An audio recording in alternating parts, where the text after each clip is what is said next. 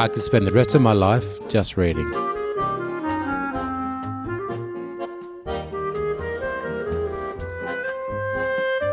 Hello and welcome to Tsundoku, the podcast for those whose to-be-read pile has its own gravitational pull. I'm Michaela Andreev, and today is a rare chance to have all four of us here in the one room together. Yay!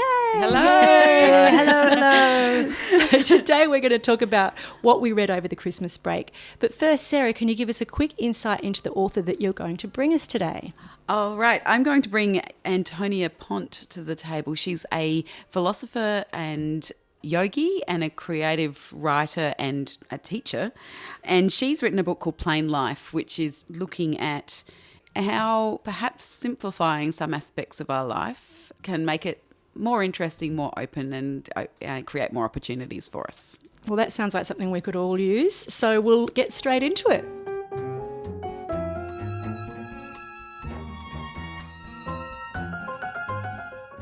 Something that surprised me last year was reading a book that was a little bit outside of my normal box of reading. So Plain Life by Antonia Pont is far more philosophical and sort of considering the bigger questions about how we operate and function and why than I'd normally necessarily dive into. Antonia's really lovely and generous, and essentially what the book is a series of her essays on a number of topics, but all around this idea that if we lived a plain life, would it be unambitious or drab, or would it actually just create space that perhaps the busyness of our lives gets in the way of, to give us opportunities to create and find kindness and sort of nurture ourselves and others. And so it was fascinating to sort of sit down with Antonia and explore some of this a little bit further. And it's one of those books that I'm going to go back and read time and time again. So I'll give you a little taste of it from my chat with Antonia, and undoubtedly this will be one that you'll want to pick up. I've been a writer for a really long time. So I've been mostly a poet and mostly a kind of critical writer, and then also written short stories. And then I just really felt compelled to pitch an essay about this encounter I had at this art event. Somehow this word coming to me about plainness, it just seemed like a really natural way of expressing myself. I'm also a teacher of creative writing, and often we tell students it shouldn't feel like walking through concrete, like writing when you find your groove. It's not strainful. And so, yeah, I just sort of pitched this essay and they said yes, even though it was a weird question. And just sort of philosophy is like my happy place in a way. I always tell people I've got a much better personality and I'm much better looking when I'm reading philosophy than when I'm not. Somehow, I don't know why. I also have practiced yoga and Zen for a very long time. And, those things are really about facing suffering, one's own often, but then once one becomes a teacher, one is holding suffering for others. So this idea sort of cooked away again, probably for another few years, with more essays appearing in, and I guess it just came together. The title came to me. It's like, that's what the book is called. That's the main thing to speak about somehow in this moment where people tell you their sufferings in no uncertain terms quite openly and quite often. And, it's what people say on the tram. It's what your friend tells you. It's what happens in, going to the pub, whatever. There's just people are declaring kind of a bafflement with a certain kind of suffering often. So I have a lot of faith in thought. I think thought is a wonderful thing and it's a power that we have. And I do get concerned when very young people tell me that their main problem is overthinking. And I think, where did we learn this term? Like, where did we learn to disparage our greatest power? Which, of course, like any power, just think of a fairy story. A power is hard to wrangle for a while because it's a power. And there's a bit of taming your dragon or something. But to think of it as a disablement or something that is making your life worse, I think that worries me in some ways. So I think that thinking is really interesting, and I wanted to put my brain to thinking about suffering, but also informed by a sort of strong embodied practice and the possibility of using philosophy, but also using experiments from life and kind of linking it back to the grounded examples. You do go into the conversation around, mental health and mental illness seems to be pervasive and spoken about, but not necessarily understood. Like there's this broad understanding of a malaise, but it sort of is at times a catch-all for many problems. Maybe explain for me how you sort of thought around that. There's so many aspects to it, and I would preface, anything I say about this, the fact that I'm not working clinically. I'm interested in checking whether our faith in acquiring a new label does the work we hope that it will do. And it may do the work we want it to do, but I think the problem is that if we don't know that it's a particular approach we're taking to our suffering, we may not know what to do when it fails to work, and we might blame ourselves.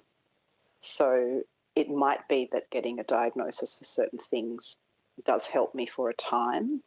It's likely, like everything, that things will be both a bit good and both a bit worse. And if we know that when we proceed and say, well, I'd just like the change anyway, I'd like the change from having no diagnosis to a diagnosis that I've received from a professional, or that I've received after some lengthy counselling, or that I've received by doing an internet checklist or whatever, it's just likely to be different. It's probably not likely to solve it in the way that often in our deepest pain we fantasize because we're just having such a rough time. But that's one angle of it. And then probably because I'm a poet, I'm sort of a bit prickly around the ways we use language without knowing that it's a forceful thing. And so the way that these words, these kind of psychopathological words, are used, and the way that, because we're in a hurry and because not everyone cares about poetry, who cares, right? But there's a big difference to saying, I'm feeling some anxiety now. That could be really just an accurate statement, to I'm such an anxious person.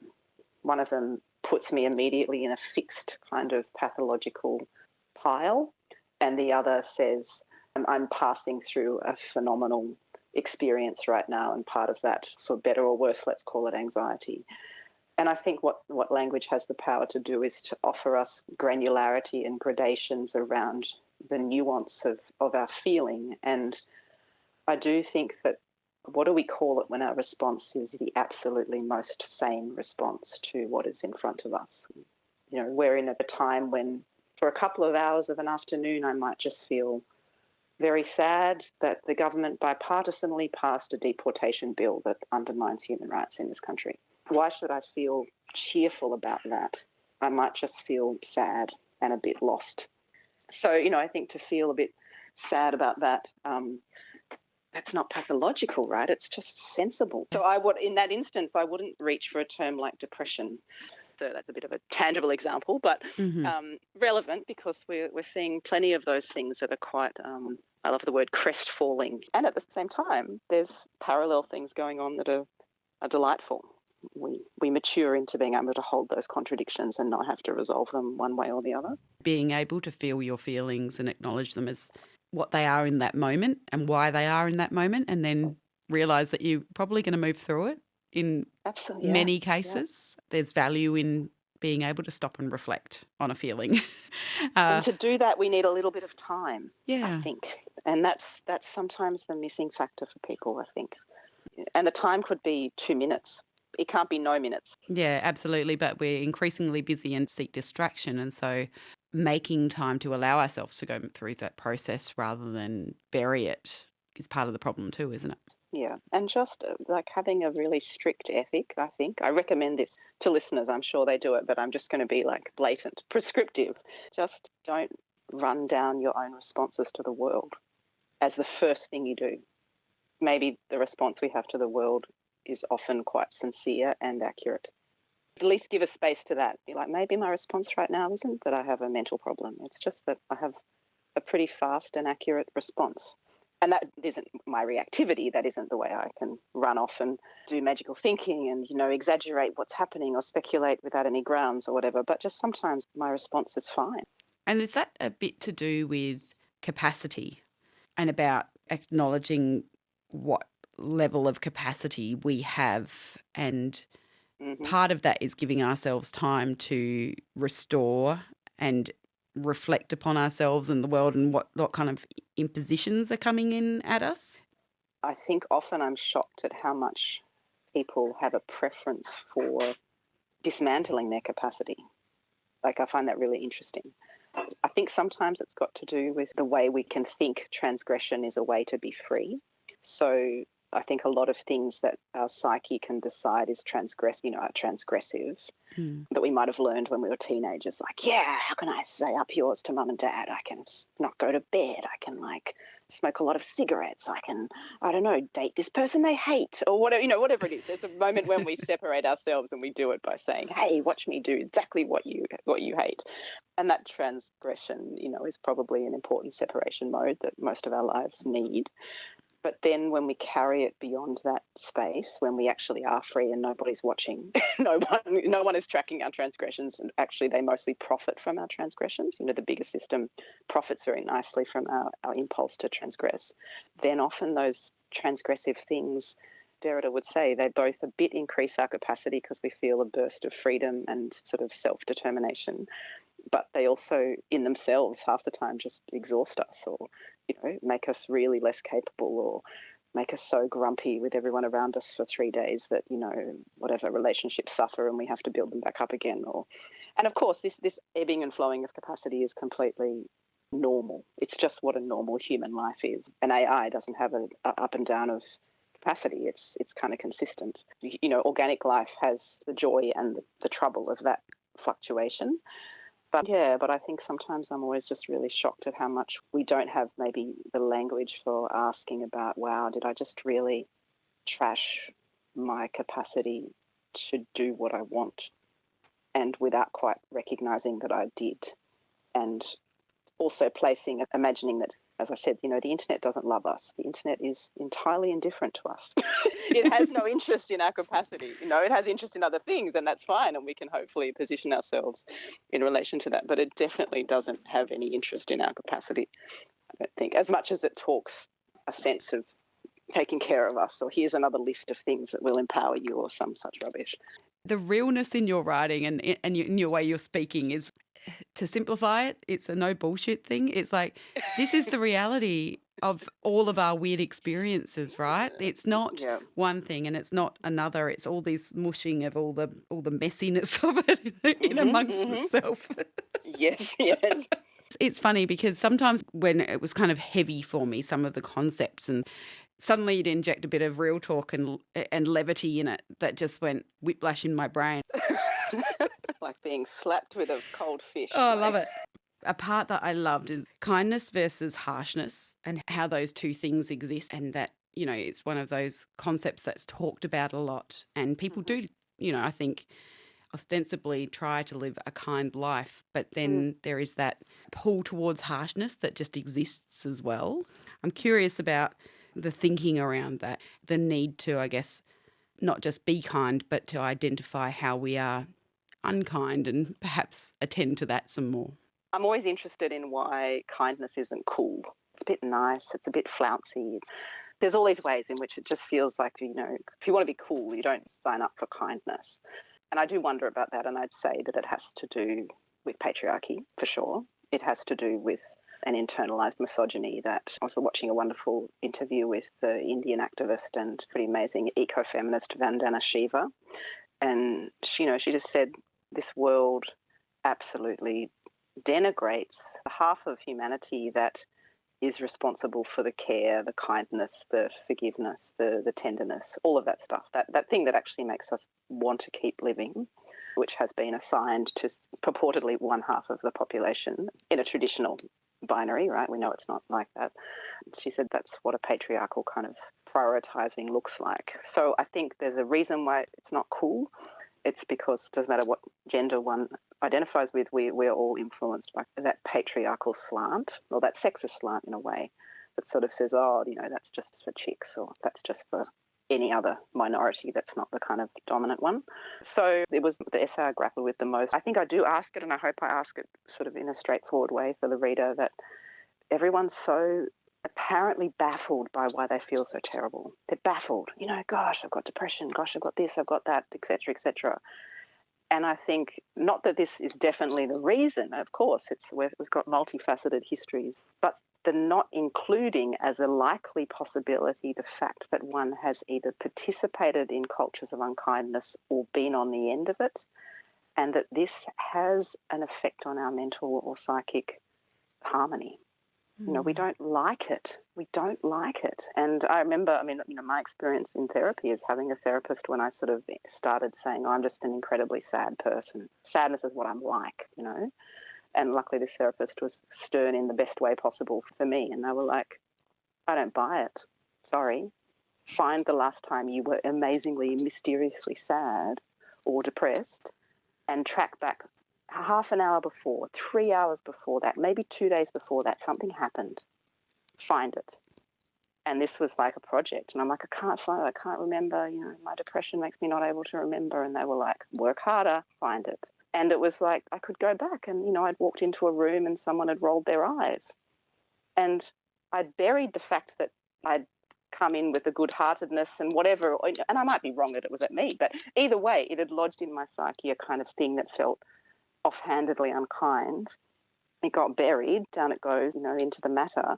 And then weirdly, I feel disenabled, what I would call a kind of reduction in capacity, 3 days later, where I feel like, what's the point of going to work, or what's the point? It's like, no, someone was a bit average, or I thought someone was a bit average. Either way, my experience is, whether it's accurate or not, that the world's kind of been unkind.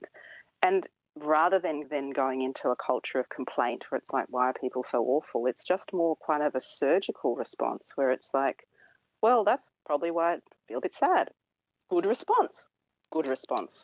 A sensible response. And then weirdly, it often just like clouds dispersing, it just goes away. And I was lucky enough to have someone hold my hand and not let me use the psychopathologizing words and insisting on precision and just saying, sorry, don't buy it. Don't buy the label you're so keen on giving yourself. Maybe you're right, but let's just dig a bit deeper. That just something unkind had happened. And also, I think another thing that people have, which is, you know, I can feel like a bit slidey, a bit distracted, a bit brusque in myself when I've been the perpetrator of unkindness and I've chosen to forget it. So I bury my own instances of unkindness and then I do feel pretty lousy later, or I'm a bit sort of stroppy. Each person would have their own response to burying their own participation in unkindness. But it also looks like a mental health problem or, you know, a relational problem or something I have. But it's like I was just awful and I'm not proud of it and I don't want to think about it. And I could self-medicate with a few wines and I could watch TV where people are much more unkind than I've been and just justify my actions over and over. I could just face it and be like, imagine if I was like that all the time, the world would be pretty much how it is. And apparently I don't love how the world is, but I'm sort of nicely entangled in its practices. It's not going to change the world, but it changes my relation to the world when I can at least honestly say, well, I'm a human, I slip up, I have my own aggressions, which we just have. That's a psychoanalytic truth. We're a bit aggressive. But it's the fudge when I bury it that I think causes this ripple effect in the psyche.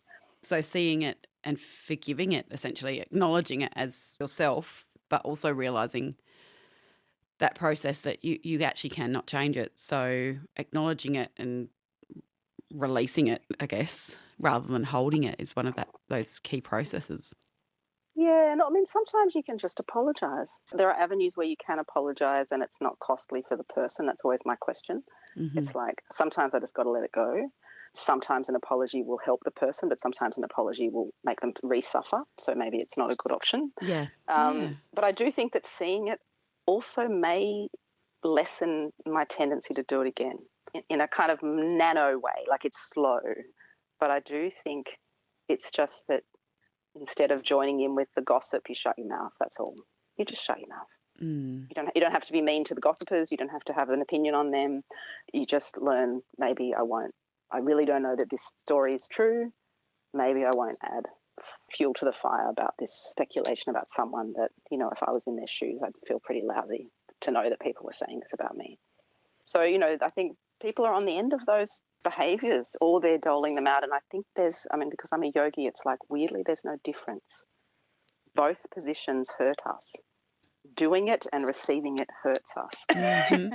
And so it was sort of we're all in the big mess together. And the small things one can do is just that, okay, I did it. I'm a human. I don't have to beat myself up. That would be its own form of indulgence. I can just notice it and try better next time, and not sign up for it's a big old mean world. I better get my mean boots on and join in the fray. When I read Plain Life as a title, I was like, oh, this might be a bit of a guidebook on how to make things more simple. Sorry. You can imagine how ridiculous that feels now, have I read it? Because it's so far from it. It does make things more simple, but kind of it goes through an excellent theme park on the way. Oh, absolutely. Absolutely. That's just a bit of a content warning for anyone listening to this interview. It's not a guide to making things super simple because there's a lot of interrogation and a lot of exploration and a lot of letting go in one hand and embracing in the other to achieve what you've identified as plain. Yeah. I mean, I think if to offer a simplistic account, I feel is such an insult to the reader, because it's like if it was simple and there were 5 dot points, then we'd all do it and that'd be that. Yeah. So I think a simplification always to me seems like it says to the reader, sorry, you're such an idiot and don't know how to live your life and have never reflected late at night and had good conversations. Like, I know my readers are smart and I know they're engaged and I know they're doing everything they can to think about probably a suite of similar issues, as they encounter them every day. And I'm really even not that confident to think that I'm thinking about it in such a new way, but, we bring just what we can. And yeah, I think it was also an ethic of saying if I could just give people 5 dot points and, here's 5 sites to go and buy you solutions from the internet, snip, snap, everyone, what have you been waiting for? That's not my approach. A friend of mine said to me, she's like, I love how this book's called Plain Life, but actually inside it's very Baroque.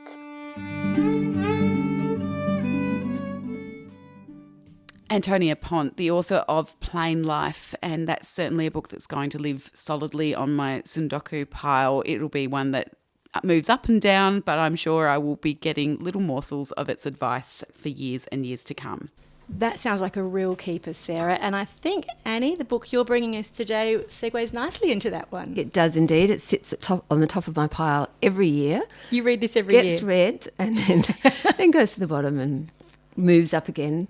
It's called Organising from the Inside Out.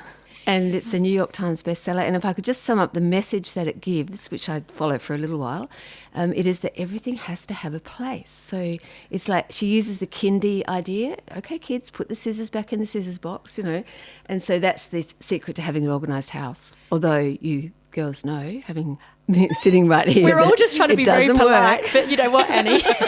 We're not seeing evidence of this theory in a book that you read every year. So how long does the spell last? A while, maybe a few weeks until life takes its rhythm.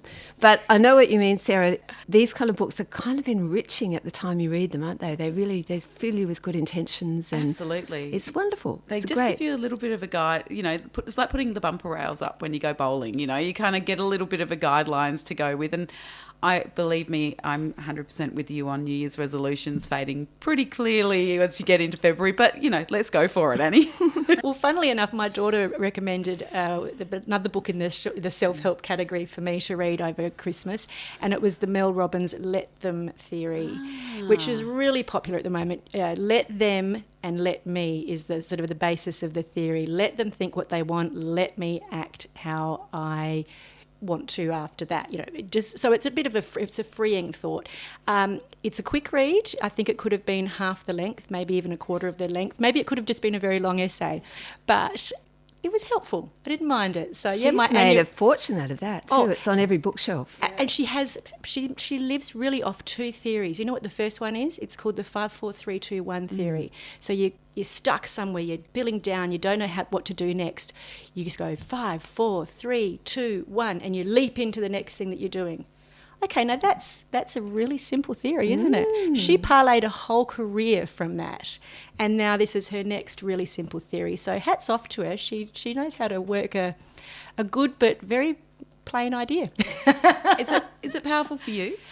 Yeah, I liked it. I did have an epiphany about one relationship whilst reading the book, and it just cleared everything up for me. I thought, yeah, okay, that's how we'll progress in future. Yeah. So she's not dumb. It's a good idea. It's just I find these books hilarious because they're 2 or 3 times longer than they need to be, you know. But anyway, good on her. So that was something a bit different for me. I had a huge reading pile actually over Christmas. But Kath, what were you getting onto?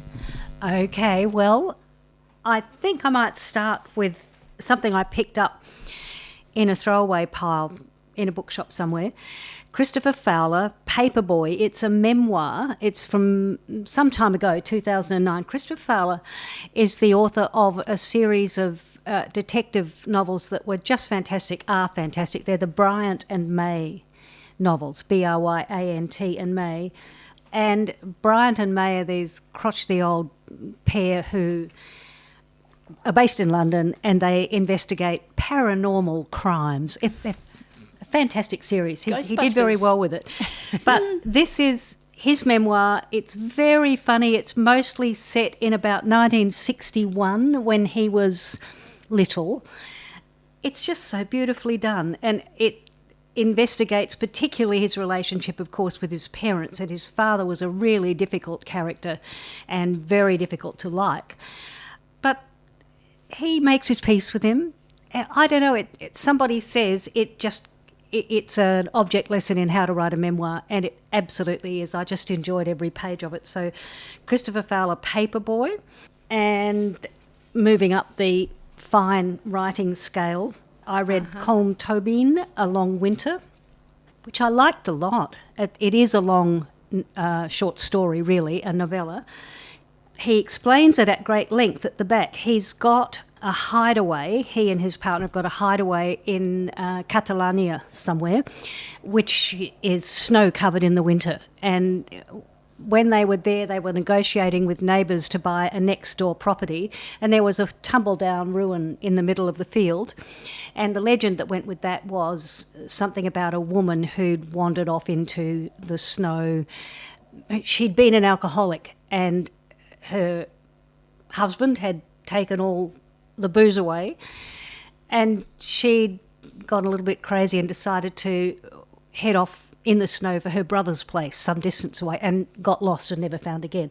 So he creates a long story out of that, reanimates those characters, and it's really terrific. It's sombre, but so beautifully done. That's a lot in a little book, isn't it? A lot in a little book. It's a beautiful book too. It's beautiful. And then beautiful cover. Coming right back down to cosy, What Rhymes with Murder by Penny Tangey. What does rhyme with murder? And that is set in the East Melbourne Library, the body in the library I love trope. that. And as a matter of fact, I know the East Melbourne Library really well because I've been to about 3 book launches there.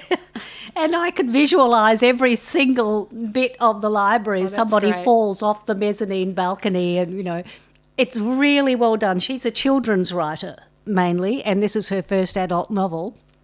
It's really entertaining, and she pulls it off really well. I can see a series coming for her. A killer on the loose, an unlikely group of sleuths. One of them with a baby in a pusher. So that was fantastic. I love a sort of comedy-based murder mystery. It's just so fun where you've got the lightness of some characters that kind of offset. And send when on you a can bit of an recognise adventure. every landmark in the area they've set it in, that really gives it a boost, doesn't it? Yeah. So there you go. There's my Were 3. you doing some crime, Sarah, or what were you reading over Christmas? I did do crime, but I've actually, I don't know, I've just kind of fallen into a couple of books this summer and absolutely love them. The first one I read was called The Names by Florence Knapp. It's her debut novel and it's fantastic. This woman, Cora, has just had a baby, brand new baby, and she sets off to register the name of her son. You know, it's been a big storm. She's about to head out and go register the name of her son. I'm not going to give you any spoiler by letting you know that her husband is not a nice person. So, you know, and his name is Gordon. He expects the child to come back with the name Gordon. She heads off to the registry office, and as she's walking with her young daughter, who obviously is the daughter of this man that isn't very nice, they're talking about, you know, why will you name this man? No, name him Gordon. And, well, that's your father's name, and it was his father's name. You know, this is what's expected of us. And she said, I don't know if he should be called Gordon. And she said, oh, well, what would you call him if you could call him? And she said, oh, I call him Bear because it's sort of gentle but protective and nice, to have this conversation. And she also speculates that, she personally had flown this idea of maybe calling him Julian because Julian meant Sky Father. So it was like she'd sort of said to Gordon, her husband, maybe we could not follow that tradition, but we can still give it a tip of the hat to you being the father, but in a different name. Let's start a new chapter for our family. And, hadn't really got a reaction. Anyway, next chapter starts, and the chapter is called, I think it's called Bear.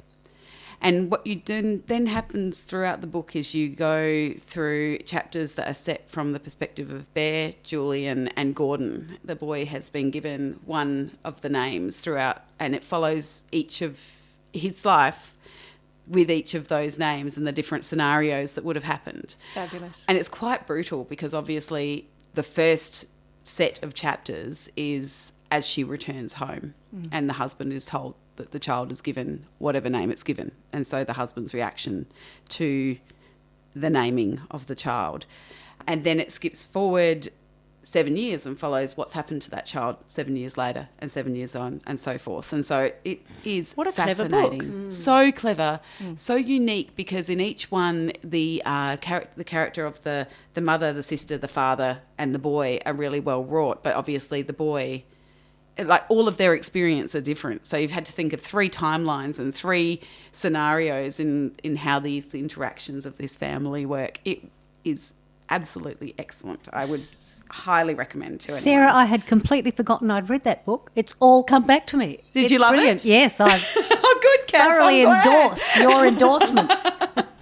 Excellent. I was just like, oh, fantastic. Another favourite for my summer was Mad Mabel by Sally Hepworth. So this was, again, super fun. It follows the story of Mabel, and she's essentially in her 80s, about 83 or 84-year-old woman, crotchety, doesn't mind telling you how it is. But she's living this quiet life on this small street, trying to keep her head down, and then her past catches up with her, which is that she's a murderer. Of course. Excellent. It is fabulous. The characters in this are wonderful. The more you understand about Mabel's life and what her experiences were as a child, and you actually think that she potentially could have been a serial killer. But everything is revealed as you go through the book. It is excellent. It's beautifully written. The texture of the characters is really wonderful. Again, that's another one that I would recommend adding to your reading pile if you can. Well, I didn't read any crime over Christmas, but I was caught up in a scandal of a different sort. I was doing a lot of reading for Adelaide Writers' Week. Well, and I read books that I wouldn't really normally read. The purpose of this is I was preparing briefing notes for Sarah Ferguson's interviews with Jacinda Ardern, Christiane Amanpour and Tina Brown. And she was the editor of Tatler, Vanity Fair, The New Yorker, really big in the 80s and 90s, still a big force. She's on a Substack these days with a newsletter called Fresh Hell. But anyway, her book that I would not normally read, The Palace Papers, all about the royals, took us through all of, particularly the female lead characters, the Queen, Camilla, Meghan, the rest of them. Not my area, absolutely riveting. And because I had to get through a lot of books quickly, I was listening to them on audio and reading from the manuscript. So her voice is just fabulous. She's got a great accent. I have to say Camilla's story was the most interesting and affecting on me. I really don't know that history very well or that woman very well. And it was fascinating. So I've got a whole new perspective on that. I then read the Vanity Fair Diaries, which took me back to the 1980s and the 90s. There's lots of early Donald Trump stories and Boris Johnson stories. I mean, there's a quote from her diaries when she was running Vanity Fair where she says, "Boris Johnson was an epic shit and I hope he ends badly." I think there's a lot of consensus about that. Yeah, then I thought, did she rewrite that closer to the present day? But no, anyway. There was another quote that she's got about Donald Trump. She reads his memoir, The Art of the Deal, back in the day when he wrote that book, and she says, "It feels when you've finished it as if you've been nose to nose for 4 hours with an entertaining con man. I suspect the American public will like nothing better." Proved to be quite true. Read Jacinda Ardern's biography, again, something that I probably wouldn't have normally. It evokes her childhood beautifully. I learnt some things I didn't know. Her pregnancy was really discovered as she was becoming Prime Minister, like to the day almost. And that's even in the first chapter, so I'm not giving too much away there. I didn't know she was brought up a Mormon. All these things sort of were new to me. It's a very strong case for care and process and dignity in politics.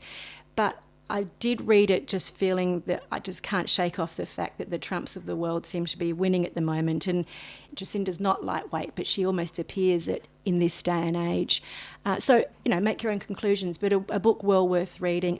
Yeah, all sorts of interesting reading over Christmas. But Annie, how were you over Christmas? You were busy with an art exhibition, I didn't do a lot weren't of you? reading, I did a lot of painting, but I've got a few things on my list, on my Tsundoku. I'm actually reading Do We Deserve This, which Kath, you reviewed last time, and I'm loving that. I really want to read that after listening to you great, talk about it, Kath. Set in Australia, great story about a family. Oh, I'm loving all those characters. Excellent book. I've always wanted to read Revolutionary Road, which was a movie with Leonardo DiCaprio and Kate Winslet years ago. But it was It's always a good movie. Yeah, so that's on my list. And I've got this book called The Lady in Gold, which is the tale of Gustav Klimt, the Klimt masterpiece, The Lady in Gold. And so it digs deep into Klimt's those life. times of art theft during World War II, and it's Oh. it looks intriguing, and so I've got that on my list. But yeah, at the moment it's just a pile. Well, if we haven't given you food for thought here, then you're definitely in the wrong place. So there's no more we can do. We've read everything we can possibly read, so I hope that's some inspiration for you.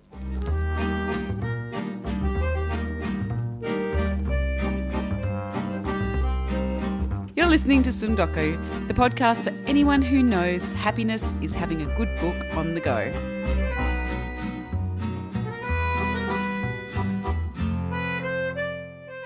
Thanks so much for joining us. I'm Michaela Andreev. And I'm Annie Hastwell. I'm Kath Keneally. And I'm Sarah Martin. Happy reading. Catch you next time.